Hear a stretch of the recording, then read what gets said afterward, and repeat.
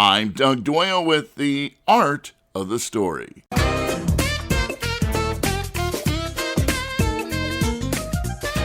Candy Dulfer was born and raised in the Netherlands in a household filled with jazz. Her father, Hans Dulfer, was a noted saxophonist and concert promoter who introduced Candy at a young age not only to the music, but to many of the great jazz musicians at that time.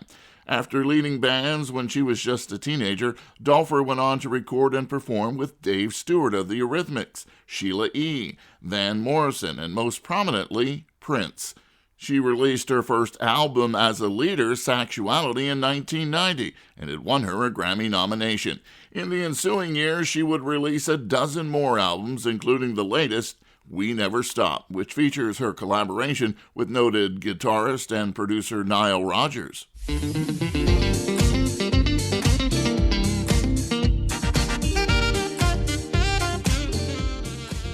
Dulfer spoke recently with WBGO's Lezlie Harrison about her upbringing, her early mentors, and the challenges and rewards of being a female saxophonist.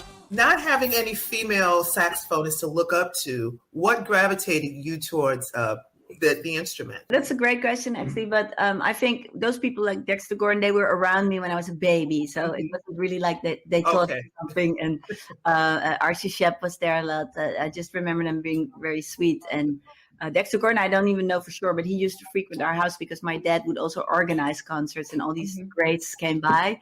But I was very fortunate because, like you say, there still aren't a lot of female saxophone players, but there was an American lady called Rosa King who came from Georgia, Macon, Georgia, and she moved to Amsterdam when I was a baby, and she became friends with my parents, and she was an amazing blues and jazz artist, singer, and saxophone player.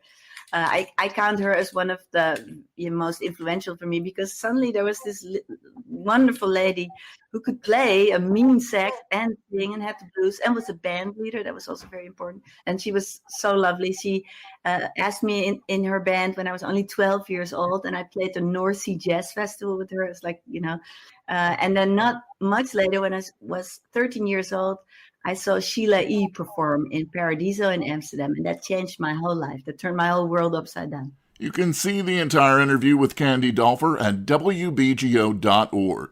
I'm Doug Doyle, WBGO News.